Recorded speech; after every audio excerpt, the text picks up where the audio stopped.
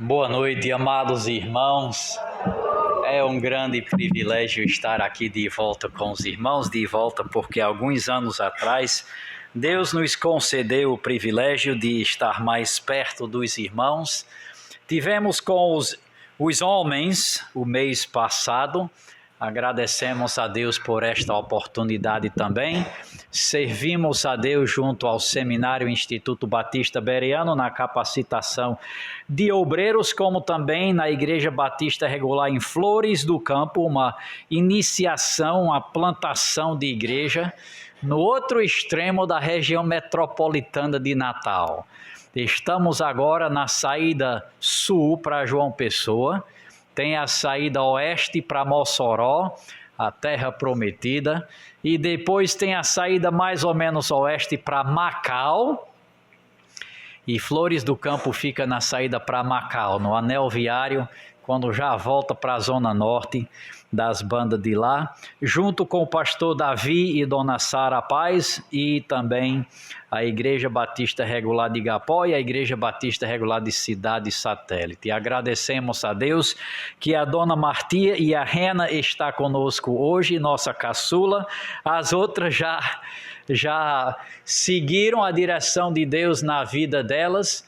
A Nathalie, a dona Nathalie, casada com o pastor Ariel, que os irmãos muito bem conhecem, e depois as nossas duas filhas do meio, a Rebeca e a Rachel, estão seguindo a direção de Deus na vida delas, nos estudos, e também a Rachel no ensino de literatura, letras, não é? Convido os amados irmãos, só a critério de pontapé, para o livro de Números, capítulo 3.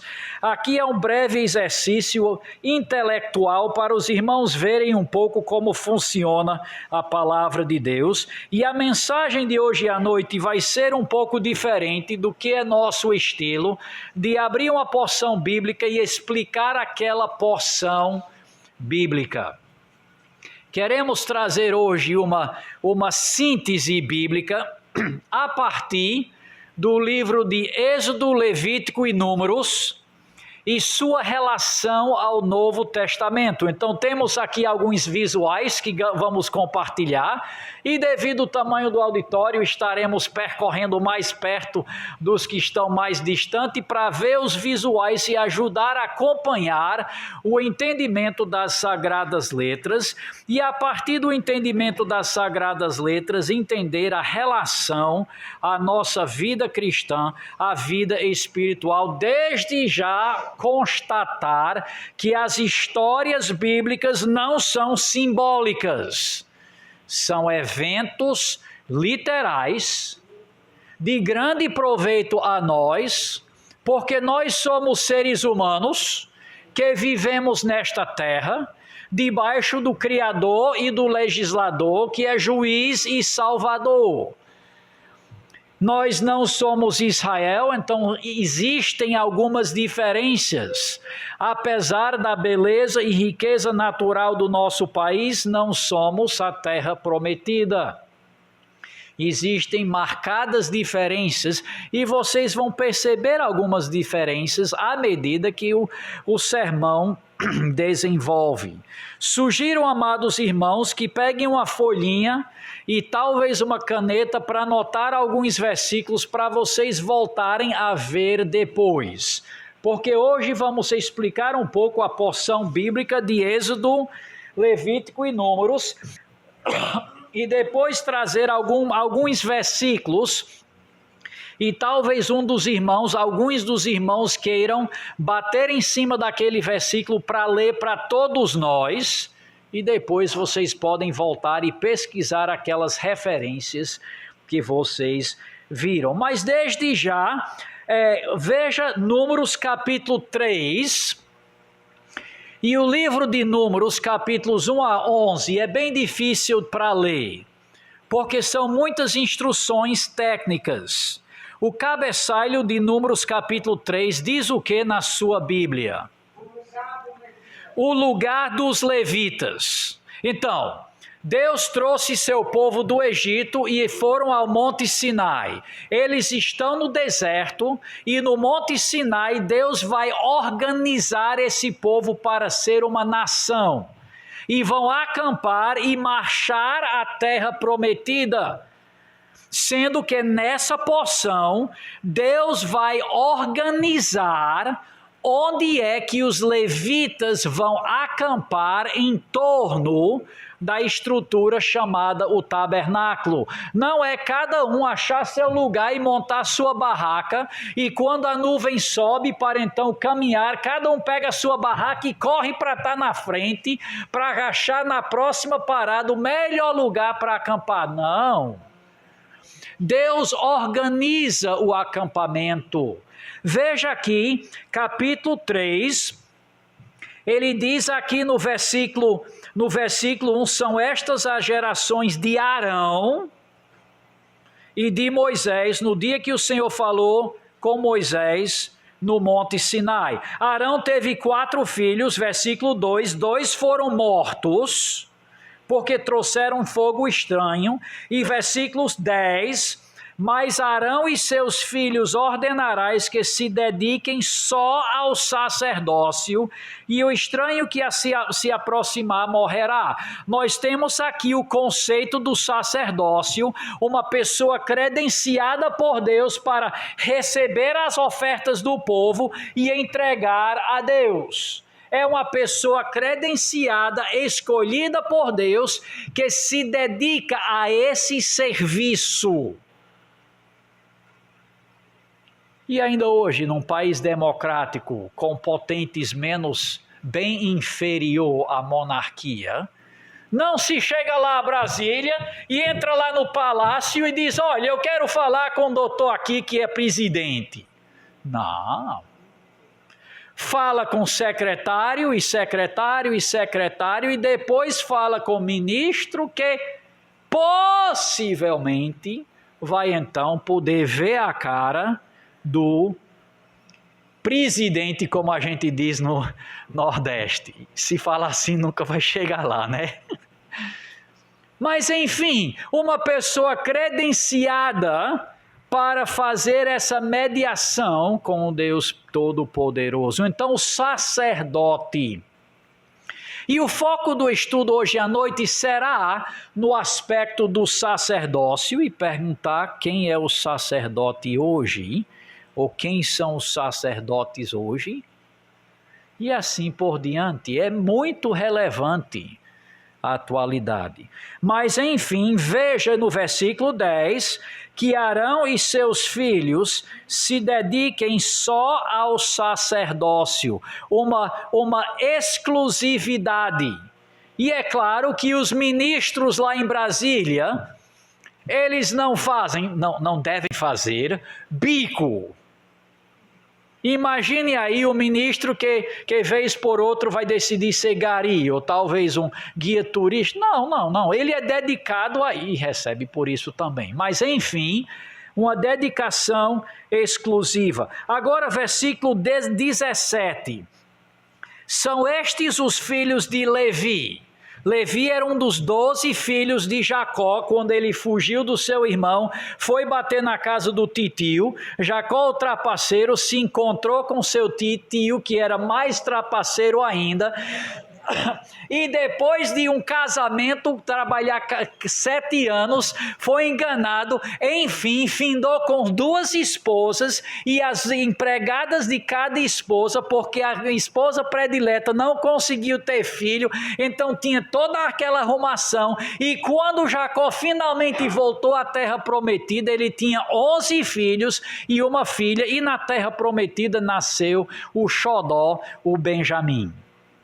E esses 12 homens, depois do tempo 400 anos no Egito, aqueles 12 homens, seus descendentes passaram a ser as tribos, clãs, famílias, parentesco de Israel. Deus trouxe seu povo do Egito, sabem a história de Moisés, as pragas, atravessaram o Mar Vermelho, chegaram ao Monte Sinai, estão no Monte Sinai e os descendentes de Levi tinham foram escolhidos para serem os sacerdotes. Tem o sumo sacerdote Arão, irmão de Moisés, que era também da tribo de Levi, mas dos descendentes de Levi havia, versículo 17, 3 famílias. Levi teve Gerson, Coate e Merari. Eu grifei no versículo 17, Gerson, Coate e Merari. E agora, irmãos, o restante do capítulo 3 vai dizer onde é que Gerson vai acampar, os Gersonitas, porque lembra que Gerson era filho de Levi uns 400 anos antes. Então, os descendentes de Gerson, os descendentes de Coate e os descendentes de Merari. Veja aí versículo 21. Eu grifei a primeira parte do 21. De Gerson é a família dos Libnitas e dos Simeitas, ou seja, Gerson, filho de Levi, tinha 2 filhos. E então, os Libnitas e os Semeitas. Os Gersonitas, também divididos em seus filhos. Versículo 23. As famílias dos Gersonitas se acamparão atrás do tabernáculo ao ocidente. Eu grifei. Versículo 21, Gerson e família. E eu grifei o final do versículo 23, ao ocidente. Então nós temos aqui, Levi teve 3 filhos, o filho Gerson teve 2 filhos, e Gerson e seus descendentes vão acampar no ocidente, no oeste do tabernáculo. Veja também o versículo 25. E os filhos de Gerson terão o seu cargo. Eu grifei, terão o seu cargo. Resumido, do versículo 21 a 26, ele vai dizer que os Gersonitas, nas suas 2 subfamílias, Libnitas e Simeitas, vão acampar para o ocidente do tabernáculo, e eles têm uma responsabilidade no transporte das peças do tabernáculo. Então, novamente, quando a nuvem sobe para viajar, não é cada um pegar sua trouxa e sair correndo para achar o melhor lugar de acampar. Ordem e decência. Por que é que as cadeiras são organizadas assim no culto? E por que é que tem um roteiro de culto e um dirigente de culto em uma escala já organizado? E por que não é cada um na sua gritaria no culto? Volta para um culto e uma ordem e decência. Agora temos que continuar. Versículo 27.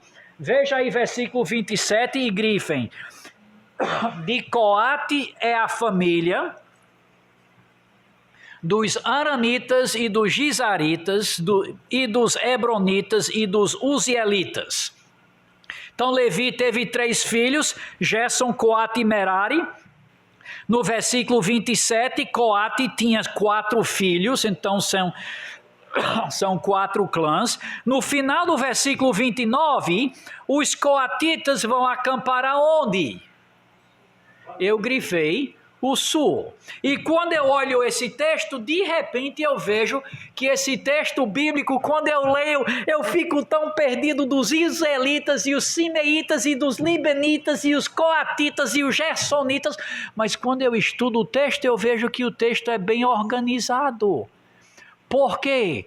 Porque Deus vai organizar o acampamento. E sabe uma coisa? No capítulo 1 e 2, ele organizou as outras 11 tribos. E no capítulo 2, ele organizou a sequência de marcha. Então é tudo bem organizado, e aqui estamos só na introdução mostrando aos irmãos como é organizado, e como eu grifo só algumas porções do texto para ver o principal. Versículo 31. Terão eles o seu cargo. Então os coatitas vão ter o cargo dos versículos 31 e 32. E se você quiser estudar mais, então a gente pode ler esse texto mais detalhado. O versículo 33. De Merari. Lembra lá no versículo 17? Os filhos de Levi são Gerson, Coate e Merari. No versículo 21, eu grifei Gerson e família. Versículo 23, acampam ao sul, e versículo 25 tem seu cargo. Versículo 27, Coate e a família. Versículo 29, no final, acampam para o sul, e versículo 31 tem seu cargo. Versículo 33, de Merari, e eles acampam aonde? Eu grifei lá no final do versículo 35, porque vai ter que ler um bocado para achar, mas está aí. Os meraritas acampam ao norte, e versículo 36 tem o seu cargo, as responsabilidades deles no viajar. O que é que eles vão carregar ao montar e desmontar o tabernáculo. Então veja que o livro de Êxodo, do capítulo 19 em diante, Levítico e Números até o capítulo 11, é difícil para ler. É difícil ler. Porque nós temos que encher nossa mente com as informações técnicas de quem são as 12 tribos. E depois que Levi teve 3 filhos, que passaram a ser 3 clãs, que aos levitas foram dados o sacerdócio, Arão o sumo sacerdócio e a organização no acampamento e no culto. O texto é bem organizado, mas exige muito estudo minucioso para compreender essas coisas. E é como extrair ouro. Dá muito trabalho para achar só uma pérolazinha, uma pepitazinha. Eu não estou dizendo que a Bíblia é difícil achar ouro. É tudo ouro. Mas à medida que a gente estuda, traz benefício. E um benefício que nós observamos só por alto, só de início de introdução, é que Deus quer as coisas com ordem e decência. Inclusive minha família, inclusive minha agenda, inclusive até a nossa alimentação. Nós somos organismos que desabrocham na organização. O índio é índio justamente porque ele é desorganizado. Ele nem planeja para o almoço para os outros dias. Infelizmente, até entre nós crentes, nossa vida é muito bagunçada. Cada um acorda a hora que quiser, dorme a hora que quiser, 2h da manhã ainda no Zap e no jogo, no Facebook ou no YouTube. Aí acorda não sei que hora para fazer não sei o que mais no dia. Não, irmãos. Uma vida organizada, disciplinada, calculada, porque Deus é um Deus de ordem e decência. Então veja, irmãos, como é valioso estudar as Escrituras, mesmo que dê trabalho. Agora vamos entrar mais na questão do tabernáculo. E o texto continua no versículo 38, Arão, Moisés e Arão, onde eles se acampam, e o texto, como eu falo, é bem organizado. Oremos. Soberano Pai Celestial, estamos aqui diante não somente de um registro histórico, com muitos detalhes técnicos, mas temos em nossas mãos a palavra de Deus, que não somente registra o que o Senhor fez, mas nos ensina como é o Senhor e como o Senhor quer que seu povo vivam a vida como é que o Senhor quer que seu povo cultua ao Senhor. E para colocar em prática essas antigas letras, dependemos do Senhor Jesus, que é vivo e presente em nós, para vivificar estas palavras e, por meio do Espírito Santo, nos capacitar para viver vidas agradáveis ao Senhor. Oramos isso por intermédio de Jesus vivo. Amém.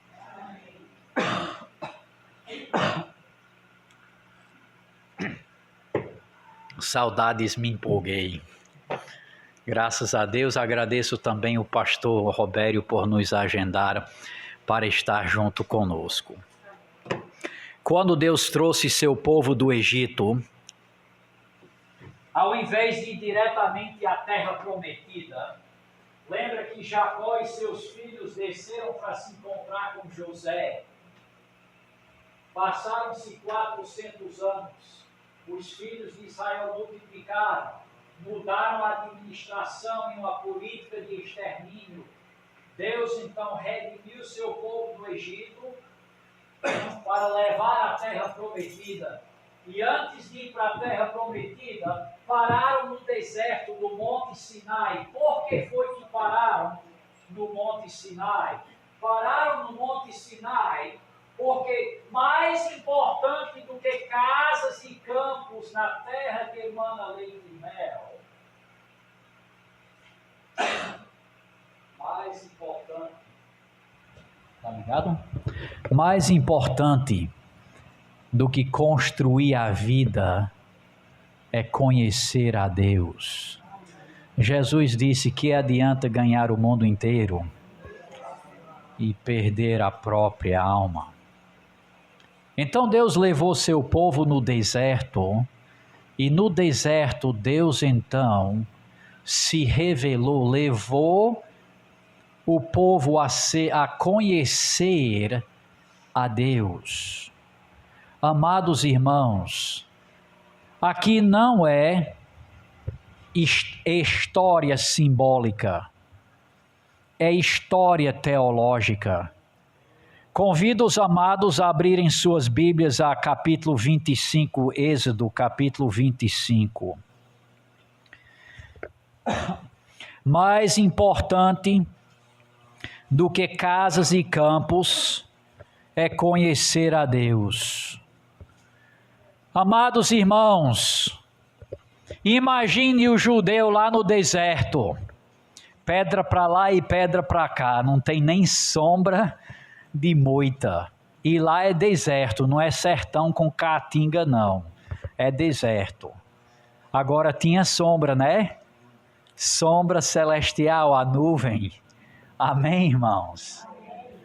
Agora imagine, irmãos, se aquele povo se articulasse e passasse sua vida inteira construindo sua barraca, pintando as estacas, trocando as cordas, varrendo e rebocando o piso.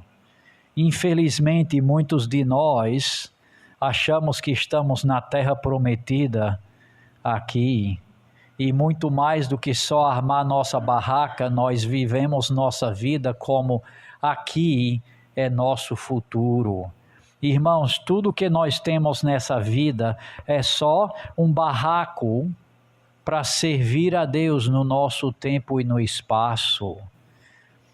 Precisamos de abrigo, mas lá no final do lá no final do Antigo Testamento, Deus reclama, em Ageu, reclama com o povo que vivia em casas suntuosas. Não era só abrigo que atendia às necessidades, mas casas apaineladas, suntuosas, à medida que a casa do Senhor ficava na precariedade. Êxodo capítulo 25, veja que no início de Êxodo capítulo 25, nós temos o cabeçalho, diz o quê? A instituição do tabernáculo. Então agora ele vai dar as instruções para o tabernáculo. E agora no versículo 8 ele diz: e me farão um santuário. Alguém quer ler o rodapé da Bíblia anotada? A Bíblia anotada tem uma nota do versículo 8 e 9 em respeito à palavra santuário. Quer ler essa explicação no rodapé da Bíblia anotada? Leia bem alto. Lugar também chamado de tabernáculo, versículo 9, derivado de um radical que significa assentar-se, morar, tenda da congregação e tenda do testemunho. Então, obrigado. O versículo 8 diz: e me farão o santuário. Outras palavras para... Obrigado. Outras palavras para essa estrutura era tenda, tabernáculo, ele diz aqui tenda da congregação, barraca, santuário. São palavras relacionadas. Santuário é porque é um lugar exclusivo para culto a Deus. Então, nesse aspecto, é uma exclusividade para o Senhor. E nós somos povo,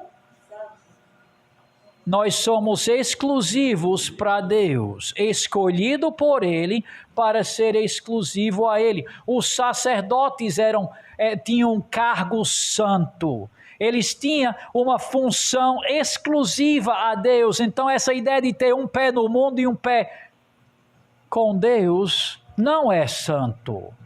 Então, a palavra santuário, também tabernáculo, que vem da palavra estabelecer ou morar. Deus lá no Monte Sinai vai dar as instruções para a construção do tabernáculo, da tenda da congregação, da tenda do testemunho, um santuário. E lá nas instruções é uma barraca, é uma estrutura portátil, porque estão no deserto e vão para a terra prometida. É uma estrutura retangular, com 4 camadas de diversos materiais, uma estrutura de madeira com a cerca ao redor. Está vendo a cerca ao redor e alguns móveis nesse tabernáculo. Veja, amados irmãos, que o gentio é excluído do culto a Deus. Esse cercado mostra que qualquer um não tem acesso a Deus, e para chegar a Deus eu tenho que ter um sacrifício aí no altar de bronze, a primeira estrutura. E veja que essa estrutura tem só uma porta. Lá no Novo Testamento alguém diz: eu sou a... E lá no Novo Testamento alguém disse: eu sou o caminho, ninguém vem para cultuar a Deus no Santíssimo Lugar, uma estrutura portátil mais ou menos desse tamanho. A parte mais interior, 1/3 mais interior, era o Santíssimo Lugar. O primeiro vão era o Santo Lugar, cercado pelo átrio. Somente o sacerdote entrava no tabernáculo. O pagão, o gentio, não tinha acesso ao culto a Deus. Excluídos de audiência com Deus. O judeu tinha acesso até o átrio. Só o sacerdote tinha acesso ao santo lugar, e só o sumo sacerdote, uma pessoa, herdeiro de Arão, entrava no santíssimo lugar. Em um dia no ano entrava 3 vezes no grande dia da expiação. Todo ano entrava para esse sacrifício. Nós observamos que Deus então organizou uma estrutura com seus móveis, e essa estrutura era chamada o tabernáculo. Barraca, tenda, não era uma estrutura fixa, era portátil para desmontar, transportar e montar, e por isso era chamado uma tenda ou um tabernáculo. Agora lá em João diz, e o verbo se fez carne e habitou entre nós. Deus habitar em algum lugar, aqui no deserto, Deus habitar. Como é isso? Deus está em todo lugar, então como é que diz que Deus habita em algum lugar? A palavra habitar é uma palavra que fala de Deus armar a barraca para então conversar com o povo. O pagão nem conhecia a Deus. Deus então inicia uma comunhão, uma amizade. Amados irmãos, nós não temos uma religião. Nós somos povo do Deus vivo, mediado por Jesus que veio à terra para abrir o caminho ao céu e para habitar, para armar sua barraca aqui na terra, morrer e ressuscitar, subir ao céu para o Espírito Santo habitar.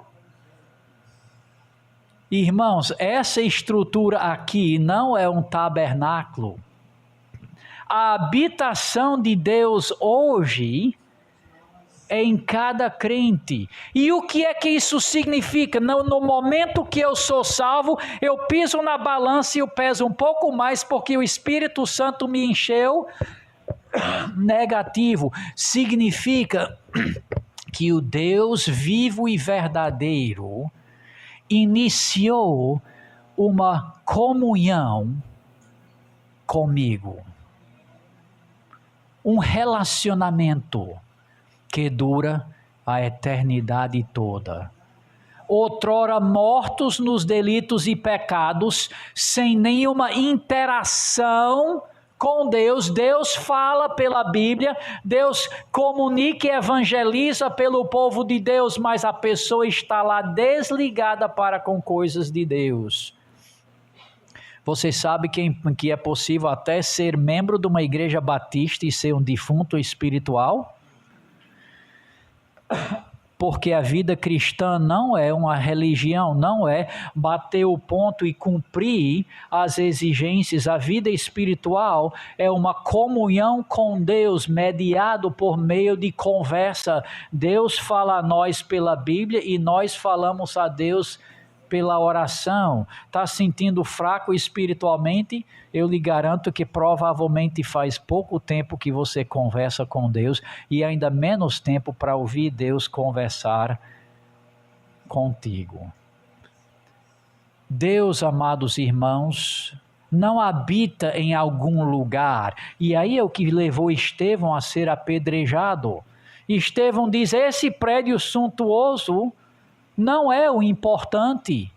O importante é conhecer a Deus e ter o Espírito Santo de Deus na sua vida. E apedrejaram Estevão porque achavam que ele blasfemava contra a habitação do Todo-Poderoso.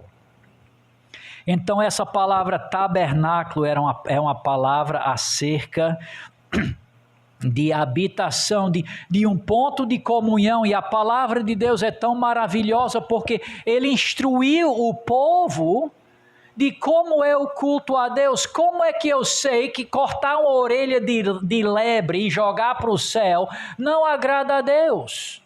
Ou uma pata de lebre, uma coisa tão fofinha, como é que eu sei que isso daí não é nada? A palavra de Deus é que me diz isso. E orelha de lebre jogar para o céu deve voar muito bem para os urubu comer. Mas, amados irmãos, como é que nós sabemos o que é que agrada a Deus? Na lógica, se eu quero ter muitos filhos, o meu primeiro filho eu vou incendiar no altar para Deus. É lógico. Dar o primeiro filho aos deuses, não é? Abominação, o culto a Moloque. Culto conforme o que o pecador bem entende, o que é lógico da humanidade. nós não seguimos a lógica, nós seguimos a palavra de Deus. A palavra de Deus não é incoerente, mas sem a palavra de Deus nós jamais poderíamos cultuar a Deus de forma agradável. E então nós notamos, adiantando, que para eu, um pecador, ter acesso, ter audiência a Deus, eu preciso de um sacrifício. Eu sou um pecador e o salário do pecado é a morte. E Deus, na sua bondade, diz que uma ovelha ou uma cabra poderia substituir aquele pecado. Deus, na sua bondade, diz: olha, o salário do pecado é a morte, o pecador merece morrer. Está vendo aqui o pecador? Para ter audiência a Deus, ele precisa resolver o problema do seu pecado. Quanto é que custa uma ovelha ou uma cabra hoje? Deve estar nos centos de reais. Por um pecado. Agora, Deus também é muito gracioso, porque sem condições de uma ovelha e uma cabra, poderia oferecer 2 rolinhas mortas no altar. Por quê? Porque o salário do pecado é a morte. E por que é que nós não temos altar? E por que é que o irmão não trouxe uma rolinha, ou um boi, ou uma ovelha? Porque João Batista diz: eis o Cordeiro de Deus que tira um pecado meu, que me perdoa. Não, que do mundo inteiro, aquele Cordeiro valia para todos os pecados. Para eu ter audiência a Deus, eu preciso resolver meu ato de guerra contra Deus. Imagine eu sair esculhambando tudo que tem em Brasília e depois chegar lá e quero falar com o presidente. E ele já sabe de tudo isso. Irmãos, o pecado não é só esculhambar com Deus, não. É ato de guerra, é ofensa. E o ser humano hoje acha que Deus é um Papai Noel no céu, esperando esse boizinho finalmente aparecer para receber um presente lá em dezembro. E muita gente trata Deus desta forma, sem lembrar que o pecado é um ato de guerra e precisa uma morte para resolver o pecado, e o Cordeiro de Deus veio justamente o justo morrer pelo injusto. Agora, para eu ter audiência a Deus, o pecador traz uma oferta pelo seu pecado à porta da tenda, à porta do átrio. O pecador mata esse animal, abate esse animal, colhe o sangue, e o animal e o sangue é posto no altar, mas o pecador não pode colocar no altar. O pecador precisa de um sacerdote que receba essa oferta e apresenta no altar, uma pessoa credenciada por Deus para receber. E assim é como funciona em Brasília também. Você quer dar uma lembrancinha para o presidente, você pode deixar lá e o secretário recebe e espera que se dá. Parece que o pastor Soares, na época de Dilma, tem um filho que mora em Brasília, então ele levou uma Bíblia, eu sei disso porque ele conseguiu uma Bíblia conosco, escreveu uma dedicatória aí a presidente e levou para entregar a presidente. Ele nunca viu ela e jamais teve essa oportunidade, mas ele entregou para alguém que então iria credenciada para repassar. E para eu ter acesso a Deus, para eu cultuar a Deus, não é eu que dou minha oferta e jogo para Deus, mas Deus escolhe certas pessoas para receber essas ofertas e colocar no altar. O papel do sacerdote para receber as ofertas e colocar no altar. Cada pecado um sacrifício. E então os sacerdotes eram continuamente ativos para receber as ofertas e apresentar a Deus. E também tinha o tal do sumo sacerdote. o sumo sacerdote. Os levitas eram sacerdotes, mas havia somente uma pessoa que era o sumo sacerdote. E o sumo sacerdote tinha a função de um dia no ano entrar no tabernáculo, além do santo lugar e para dentro do santíssimo lugar onde ficava a arca da aliança, um baú coberto um baú de madeira coberto com ouro, e esse baú então continha as tábuas da lei, e o sumo sacerdote entrava um dia no ano. Para o quê? Cada pecado, um sacrifício. Cada pecado, um sacrifício, mas não dava conta de todos os pecados. Então Deus, na sua bondade, estabeleceu o dia da expiação, mais ou menos em agosto, setembro. É um dia em que o sumo sacerdote entrava no santíssimo lugar, na tampa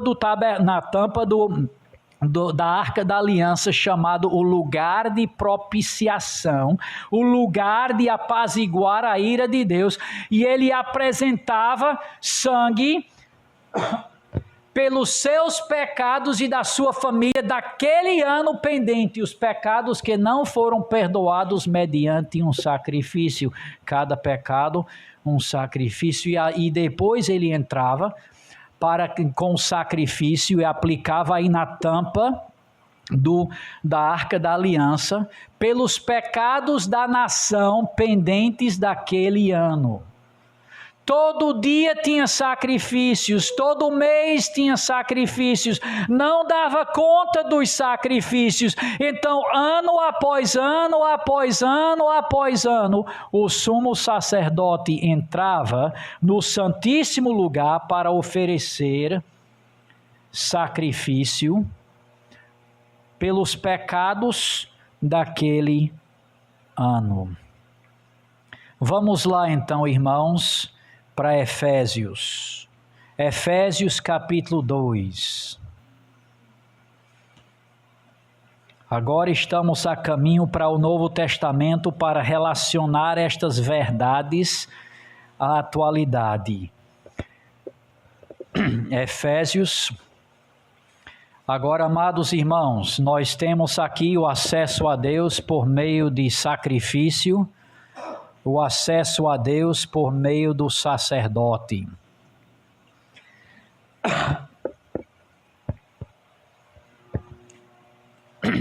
Hoje, quem é o sacerdote?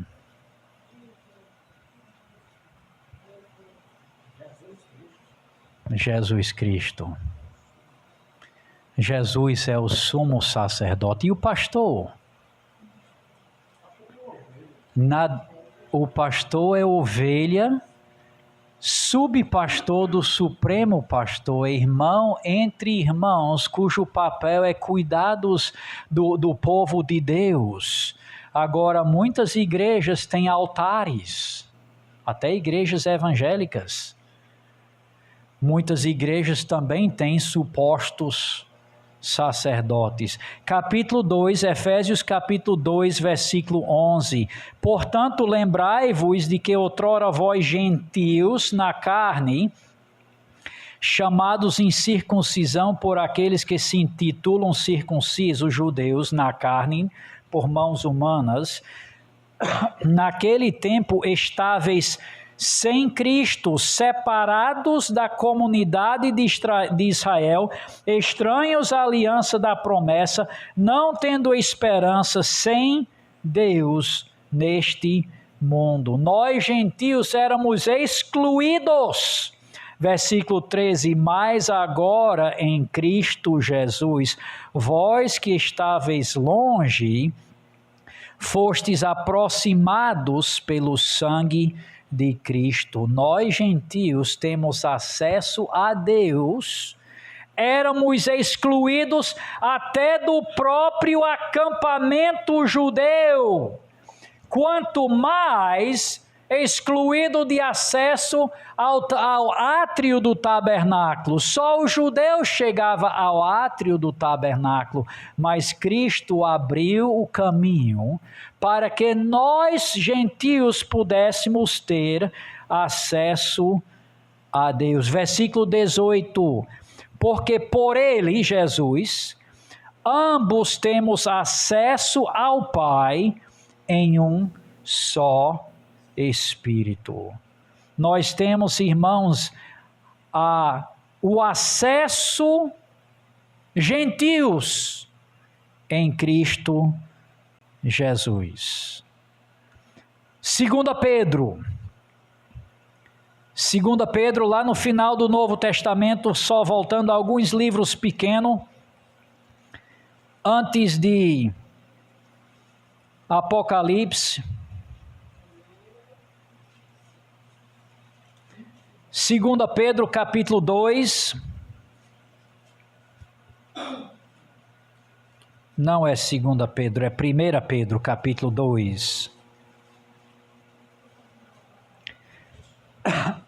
Alguém quer ler o versículo 9 e 10, 1 Pedro, primeira carta de Pedro, capítulo 2, versículos 9 e 10, bem alto. Mas vós sois a geração eleita, o sacerdócio real, a nação santa, o povo adquirido, para quem anuncieis a virtude daquele que vos chamou das trevas para a sua maravilhosa luz. Vós que em outro tempo não eres povo, mas agora sois povo de Deus, e não tinhais alcançado misericórdia, mas agora alcançaste misericórdia. Nós que éramos excluídos, versículo 9, porém somos raça eleita, sacerdócio real. Quem são sacerdotes hoje? Todo crente. Todo crente tem acesso diretamente a Deus. Não precisa falar para o marido, nem falar para o ancião Jó. Não precisa falar com o pastor. Pastor, ore por mim. Graças a Deus que é um homem de oração, mas ele não tem uma aproximação mais do que qualquer crente. Aqui nós temos uma doutrina de um dos distintivos dos batistas, o sacerdócio do crente.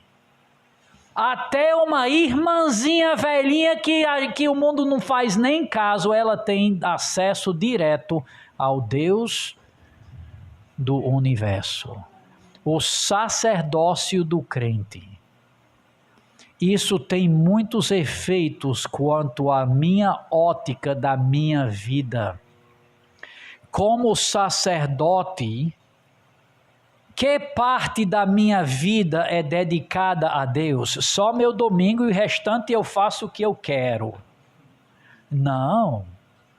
Deus quer que eu atue como sacerdote, trago minhas oferendas a Ele, que não somente são ofertas materiais, mas são louvores e gratidão a Deus, elogio a Deus, petições, devemos orar pelos descrentes, intercessões até uns pelos outros. Amados irmãos, na quarta-feira, todos os crentes presentes exercem função sacerdotal.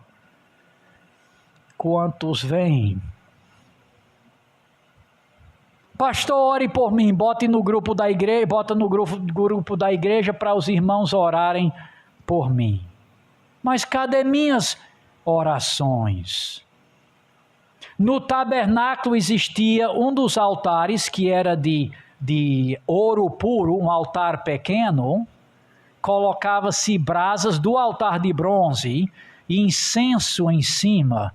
Paú, uma mistura de especiarias que subia uma fumaça, era mais ou menos desse tamanho aqui, subia uma fumaça de aroma agradável.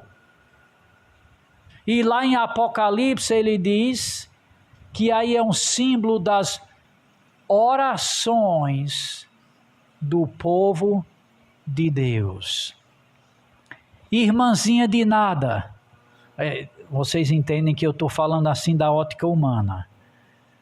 Você tem o privilégio a semana toda de levantar aroma agradável a Deus nas suas orações. Não, eu sou aposentado, só falta bater as botas. Não, irmãos. Eu não tenho mais nada a fazer nesse mundo. Ora, se não tem. Orar pelos filhos, orar pelos netos, orar pelos irmãos da igreja, orar pelos missionários, orar por nossos irmãos na Ucrânia, na Rússia. Vocês sabem que tem uns soldados norte-coreanos na Rússia. Na Rússia é possível pregar o evangelho. Pregar o evangelho para um coreano. Eu não sei como é que se fala essa língua, mas orar pelo trabalho do Senhor na faixa de Gaza. Será que não tem nenhum bendito crente lá? Ora, se não tem. Amados, temos um grande ministério de oração que é agradável a Deus. Nós somos sacerdotes e podemos levantar nossa gratidão a Ele. Assim, Romanos 12:1. Rogo-vos, pois, irmãos, pelas misericórdias de Deus, que apresenteis os vossos corpos como sacrifício vivo, santo e agradável a Deus. Quando era boizinho, eu dizia, Senhor Deus, eu quero ser um agricultor quando eu crescer, eu quero produzir muitos boi para eu poder dar para Deus em oferta a Deus. Mas sabe o que Deus quer mais do que 100 Nelore?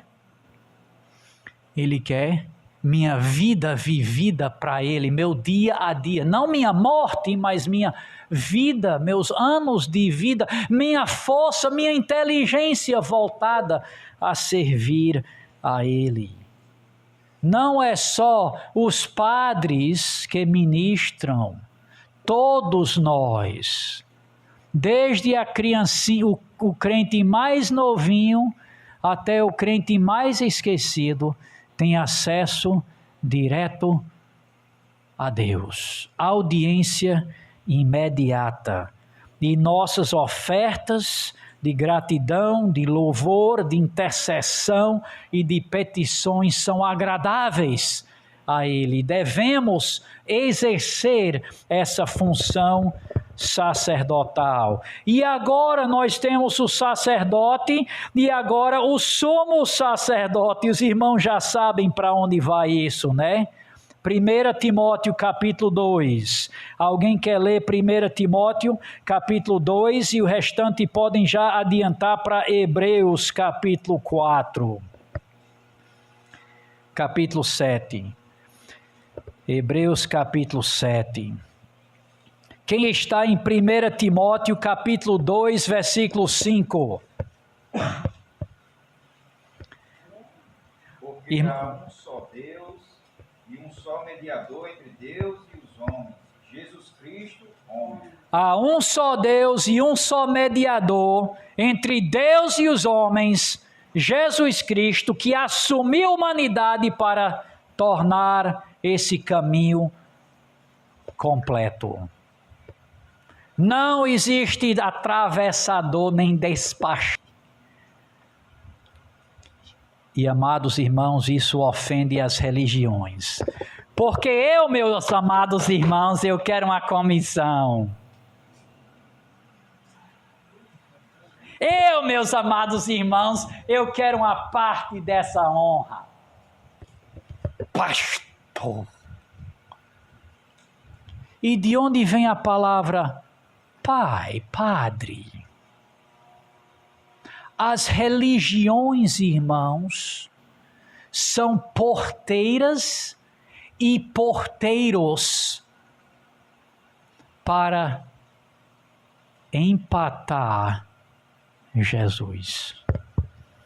Essa semana eu ouvi uma declaração tanto triste. Essa pessoa disse: não, eu sou batista.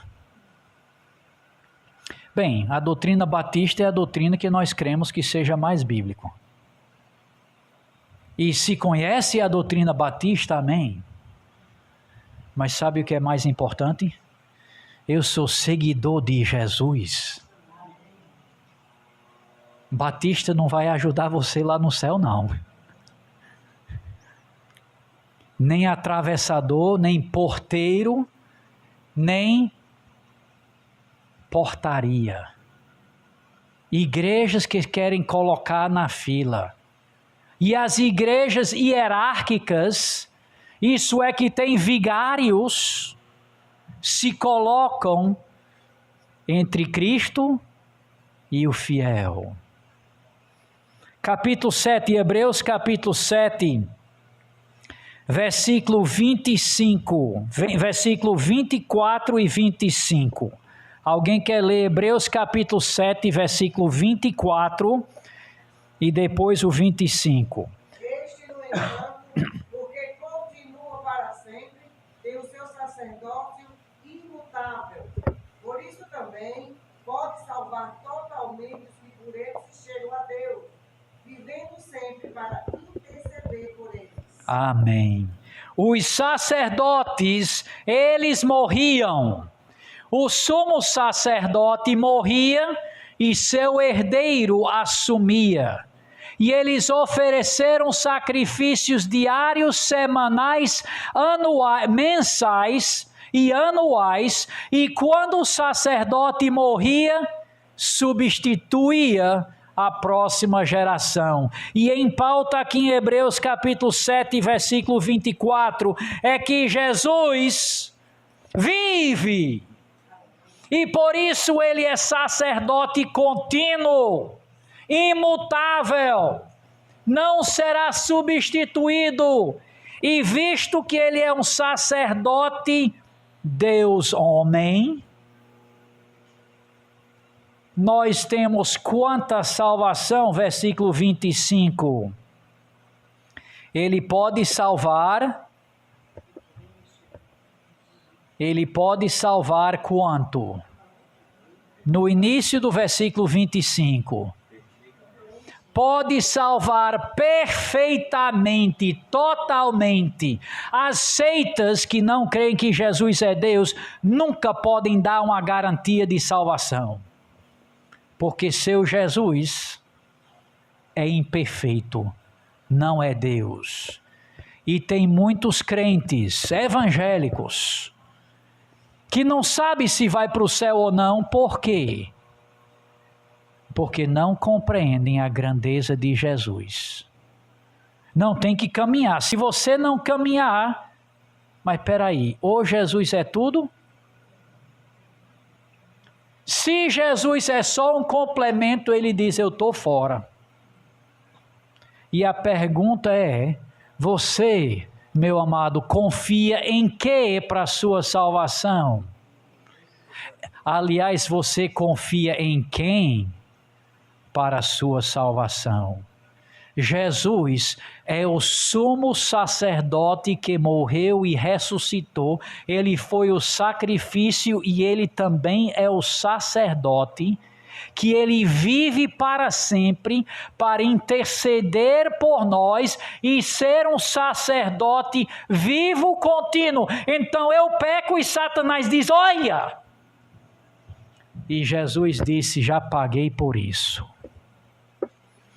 E ele é um advogado à destra do Pai, continuamente intercede por nós. É por isso que nós temos uma salvação perfeita, não porque nós somos perfeitos, mas porque Jesus é perfeito. E ele é o perfeito sumo sacerdote. Voltando a Hebreus capítulo 4. Hebreus capítulo 4, versículo 14. Tendo, pois, a Jesus, o Filho de Deus, como grande sumo sacerdote, que penetrou não o santo dos santos e o santíssimo lugar, mas ele penetrou os céus. Conservemos firmes a nossa confissão. Porque não temos sumo sacerdote fraquinho que não possa compadecer-se das nossas fraquezas. Antes foi ele tentado em todas as coisas à nossa semelhança. Por que foi que Jesus foi tentado? Para passar pela tentação como nós sofremos. Ele compreende a nossa luta. Versículo 16. Acheguemo-nos, portanto, confiadamente junto ao trono da graça, a fim de recebermos misericórdia e acharmos graça para socorro em ocasião oportuna. Quando eu estou numa tentação ferrenha, eu não preciso temer Jesus, eu devo clamar a Jesus. Nem devo achar que eu sou Golias, mas eu devo dizer: Senhor Jesus, me ajude. E Senhor Jesus já passou por isso. E Ele compadece. Ele não diz, acha é pouco. Ele diz, eu sei como é isso. Compreendo. E eu estou aí ao seu lado. Amados irmãos, Jesus quer que nós aproveitemos o caminho que Ele abriu para ter acesso ao Pai, e Ele quer que nós caminhemos junto ao bom pastor, que é o soberano, mas também é um compassivo bom pastor. Lá em Isaías, ele diz que esse pastor, até num cajadozinho quebrado, sabe, um palito quando quebra, já tem aquela fenda, ele é tão compassivo que os irmãos mais fracos, ele não coloca mais peso do que dá para suportar, porque ele é um bom pastor compassivo. E o texto diz aqui que nós devemos então, versículo 16, achegar confiadamente, amados irmãos. Deus quer que tenhamos acesso a Ele. Deus quer que nós nos apresentemos a Ele, sirvamos a Ele, apresentemos nossas ofertas de gratidão, de petição, de intercessão, de elogio, louvor a Ele. Ele quer que nós desfrutemos do acesso que Jesus pagou caro para abrir. Diz aqui, confiadamente. Nós não chegamos à audiência a Deus como Esther na presença de Assuero. Lembra, se não estender o cetro, já leva para matar. Chegou sem convite. Jesus abriu o caminho e Ele nos convida, Ele nos chama para cultuar a Deus, porque Ele pagou caro para abrir esse caminho e acesso a Ele. E nós temos acesso livre, contínuo, a qualquer hora do dia. E devemos aproveitar esse acesso. E Ele diz, chegue confiadamente. Agora, amados irmãos, muitos evangélicos têm um culto irreverente. Acham que o convite para chegar confiadamente é um convite para fazer de qualquer jeito, até contar piadas no culto e levar na levianidade. De jeito nenhum. O culto a Deus é sério. Deus convida até o lamaçal desse mundo entrar para a igreja e conhecer a Deus. Se vier uma pessoa dessas, devemos acolhê-la. Jesus disse, vinde como estais. Mas depois que nós recebemos perdão, depois que nós temos acesso, Nosso acesso não é temeroso e duvidoso, mas também não é, de qualquer jeito, relaxado, desleixado ou irreverente. Com os boizinhos em cima, de rodeio no tambor, cultuando a Deus como se fosse um rodeio, uma vaquejada ou qualquer outra baderna. Não, irmãos. O culto a Deus é com ordem, decência, reverência. Agora ele nos convida a chegar confiadamente junto ao trono da graça e receber misericórdia. Mais outro texto. Capítulo 9, ele faz um contraste entre muitas vezes e uma vez. Os sacerdotes entravam muitas vezes, veja o versículo 6. Hebreus capítulo 9, versículo 6. Ora, depois de tudo isto preparado, continuamente entram. Versículo 11. Quando, porém, Cristo, como veio como sumo sacerdote de bens já realizado, mediante maior e mais perfeito tabernáculo, não feito por mãos.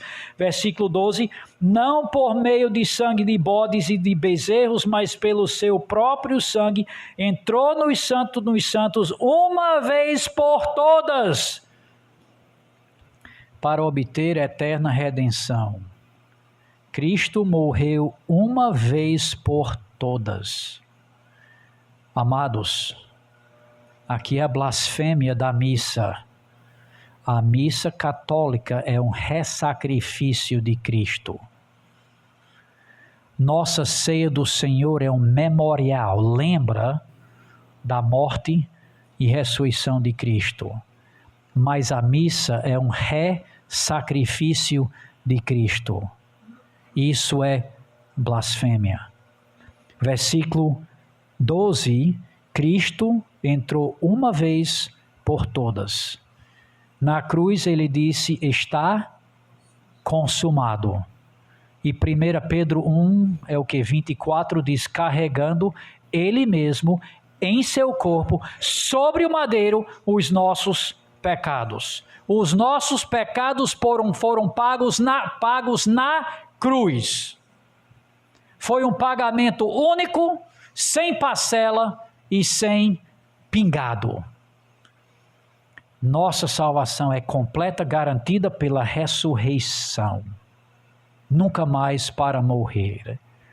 E aí é onde entra a blasfêmia dos contínuos do catolicismo. Veja, amados irmãos, que o catolicismo é uma cristianização do tabernáculo com elementos pagãos e desconsiderar o que Cristo fez.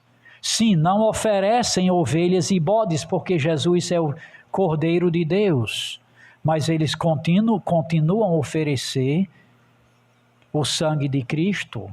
E o padre, e os bispos, e os arcebispos, até o Papa, são intermediários.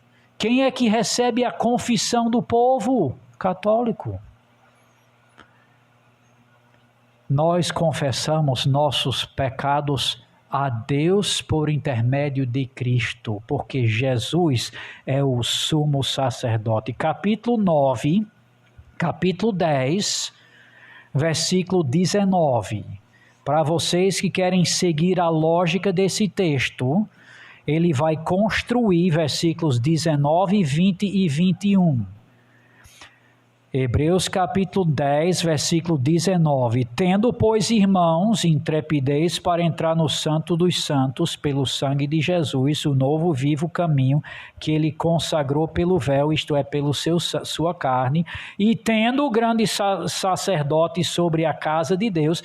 Então, à luz de tudo isso, eu grifei as ordens nos versículos 22 a 25.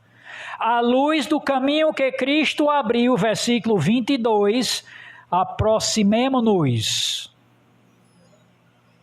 Devemos cultuar a Deus. Jesus abriu o caminho para nós cultuar a Deus e tão poucas pessoas hoje à noite para cultuar a Deus direto pelo caminho que Cristo, sumo sacerdote, pagou caro para abrir. Devemos aproximar a Ele.